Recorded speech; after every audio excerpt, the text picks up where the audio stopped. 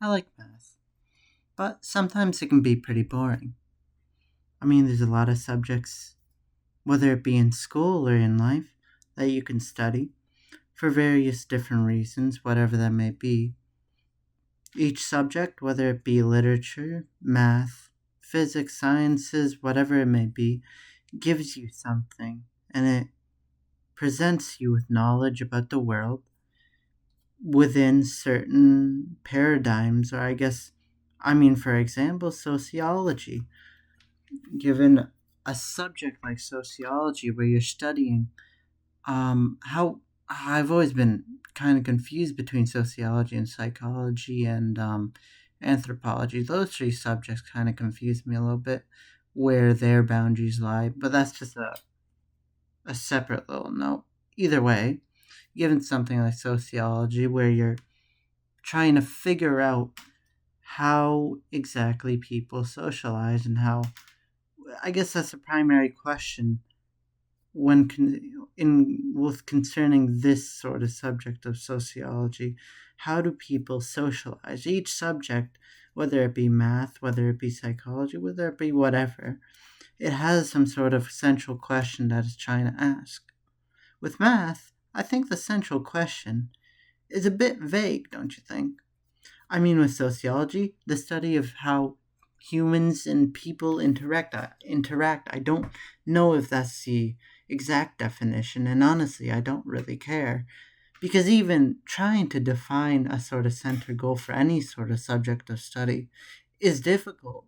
Not because it's a difficult task to do, but I would say it's just not necessary. There's nothing to define because every single subject, although there is a central question to it, it is composed of 15 other different questions that maybe are related to the central question, but it might not be directly involved with that question. And I guess what I mean with that, and so I guess an example would be philosophy. Philosophy is a subject that you can study a whole load of things. The central question, I would say, is well, actually, now that I think about it, can you even define philosophy? I guess that's a problem with the subject in and of itself. Philosophy is such an arbitrary and a subject that doesn't really have any sort of central question to it. It fills in the gaps between all other subjects. So I suppose but in and of itself shows to us that subjects, whether that be philosophy, whether that be mathematics, the way we define subjects is not around a central question, but it's more so around an area of reasoning, an area of certain questions. Philosophy has a lot of questions about the definitions of things and not exactly their physical interpretations or the physical objects that define them, but the mental objects and the ideas that are connected with and associated with certain ideas. With philosophy, aesthetics is the area of philosophy where we try to define what exactly is art. But you could also define art with just a painting and say that is an example of art, but it doesn't necessarily define what that art is.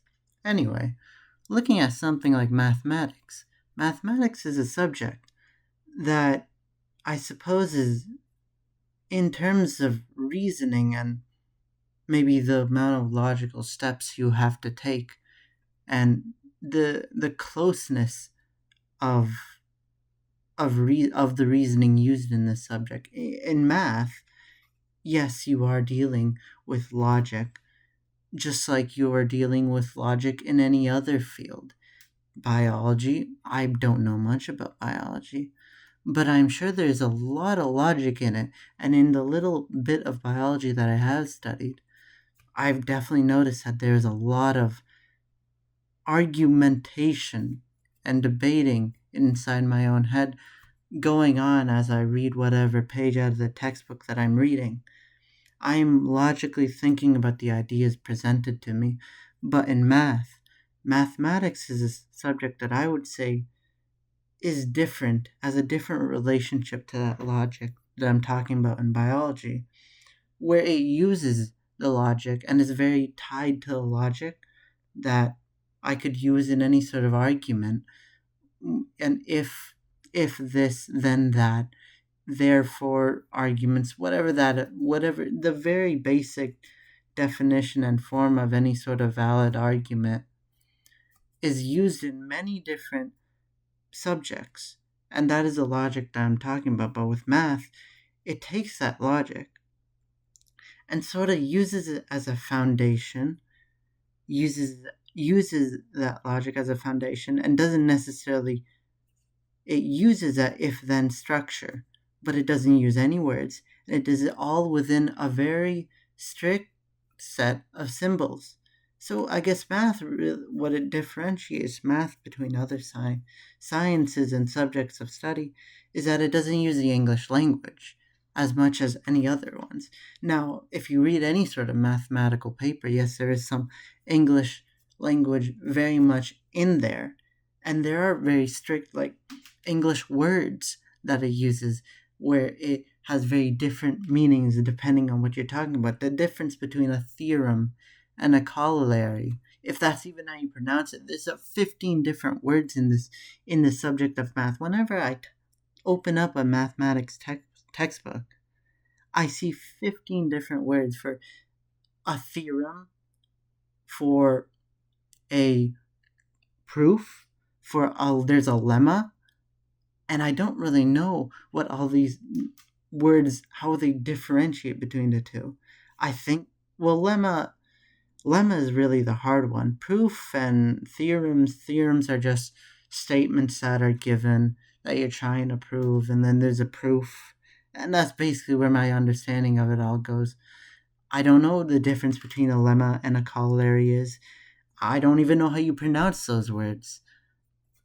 Anyway, what I'm really trying to say is that mathematics is built off of logic, and yes, it does use the English language in a very interesting and specific way, but it doesn't necessarily rely on the power of the English language. It relies on its own mathematical language using symbols, the existential quantifier, the sets, definitions of sets, all of those things they use very strict mathematical structure to define what it's trying to say. With biology, what's different between biology and math?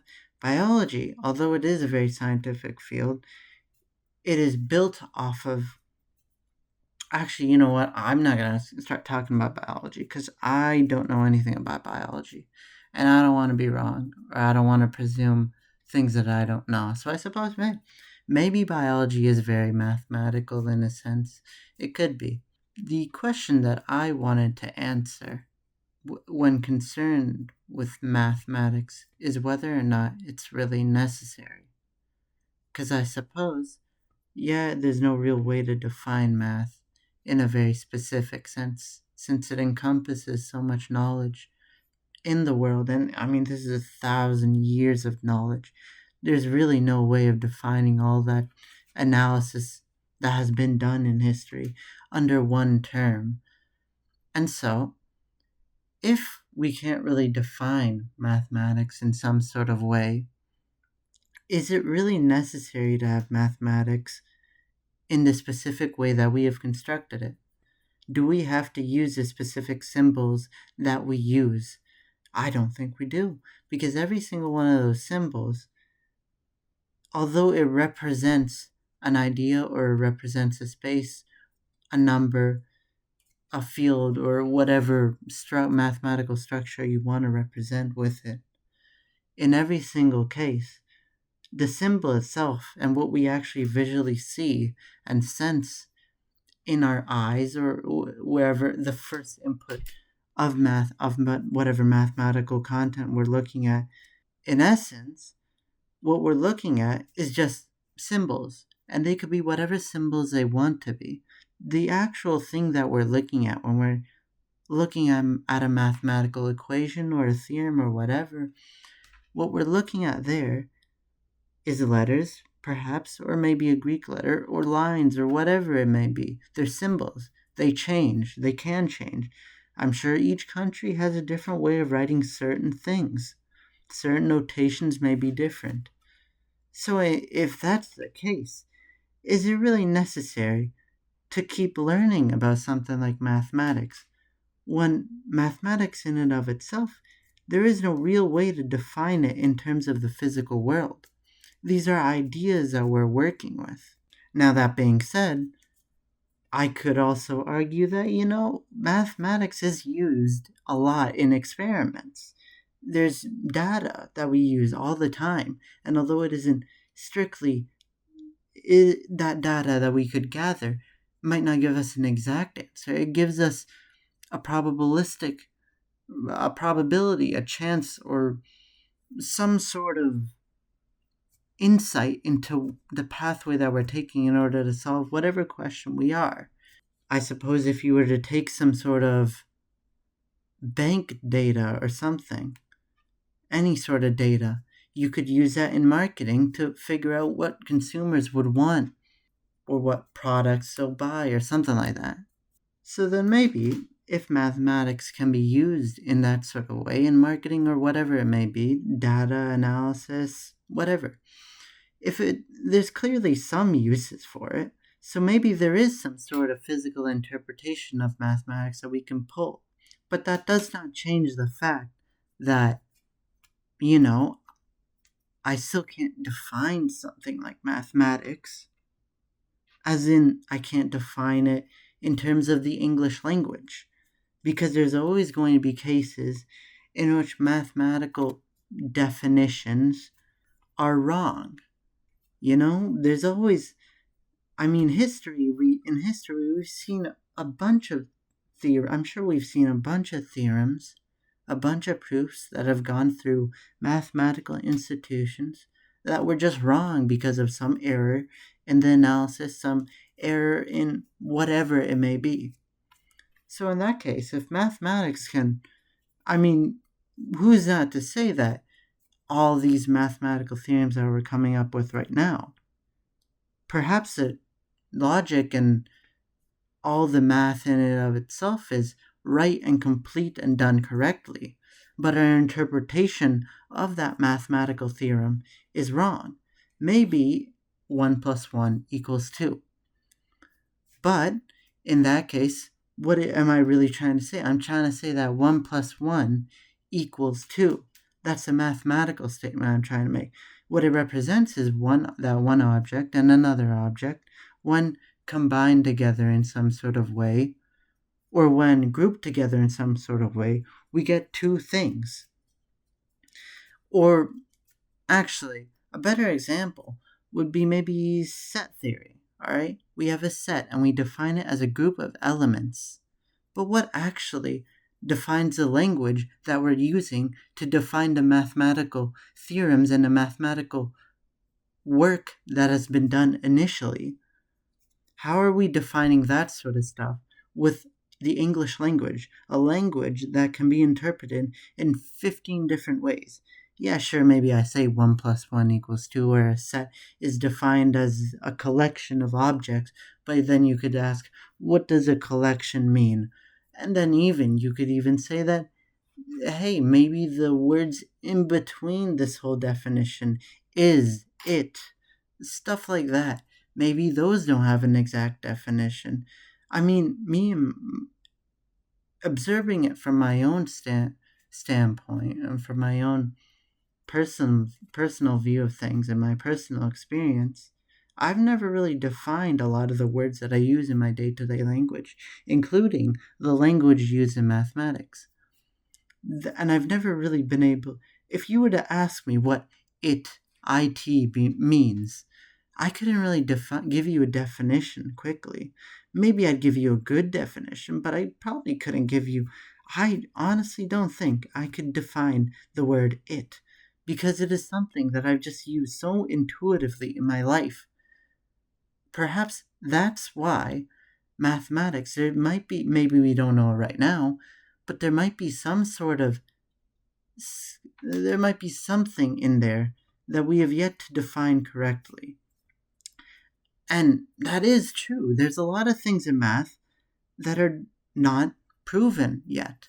We have a lot of theorems and a lot of work that is being done as of this moment in the subject of math that hasn't been completed, might even be wrong. Now, maybe that's one because of, yes, the mathematical work in it, but let's assume that they're doing all the math right. Even if we got everything right, maybe what I'm saying is that there's still some way, there's still some little chance that when you are acknowledging whatever theorem or whatever proof, when you are looking at it, sensing it with your own eyes, or whether that be through a lecture, whether that be through audio, whether that be through doing it yourself, you are sensing all the sense data with your own mind, a mind that uses the English language. A mind that uses the English language that I had previously shown. The English language can be wrong. We can manipulate and we can consume the English language in such a way that gives us false opinions of certain things. If I were to give an example, in math, let's say, I don't know, the definition of a limit. If you've ever seen the real definition of a limit in calculus, when you're first taught it, you're given a very superficial definition, but it works and it gives you the general idea. When you go up, I'm sure there's some crazy definitions out there using epsilons and deltas and different sets and absolute values and intervals and all these sort of very indirect ways of doing it. Yes, you can give that definition. But even if you were to perfectly define the definition with that mathematics, somebody, a human being, has to interpret that knowledge. A human being has to interpret that mathematical structure and those symbols and what they mean with their own experiences that they've had in their world. And I know I'm using the English language. I'm just using it as an example because in general, whether you're from Germany, whether you're from Europe, anywhere in Europe, Asia, anywhere, no matter what language you're using, mathematical structures and even the symbols that they're using, you're still taking in the symbols. You're still taking in ideas that refer you to certain experiences in your lives where you may have learned about whatever limit I'm talking about. You look at the definition of a limit, there's an epsilon there. What does that epsilon represent? It represents whatever small amount of quantity. I forgot the exact way to define it, but it's a small quantity, and it's a small quantity.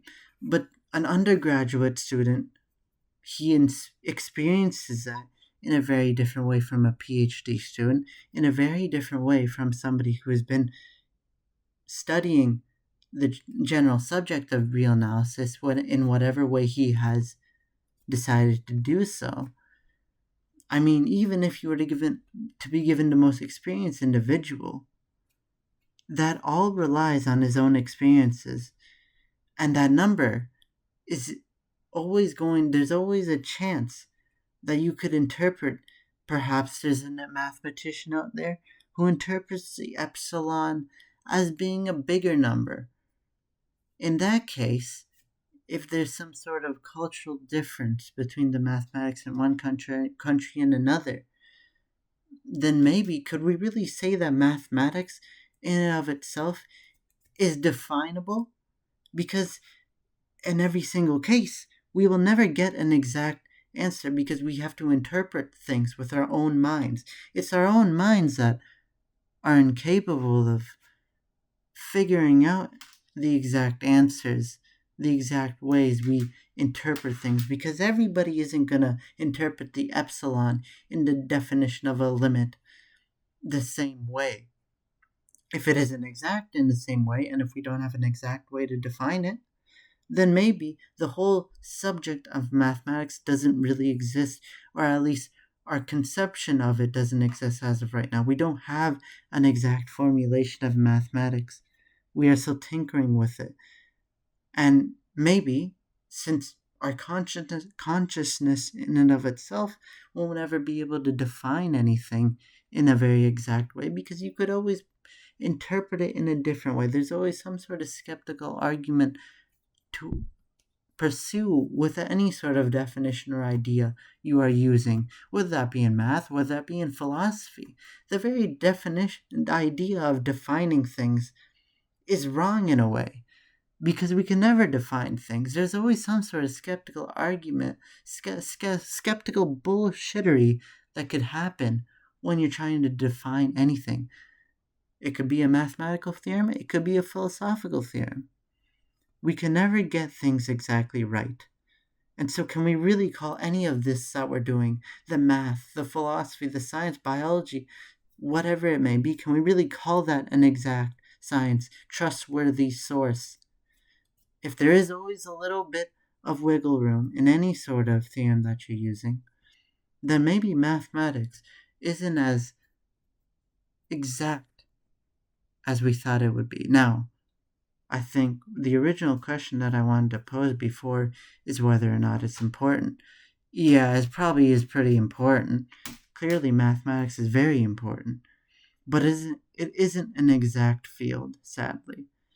And that makes me wonder what would happen. Is it even possible to have this sort of exact conception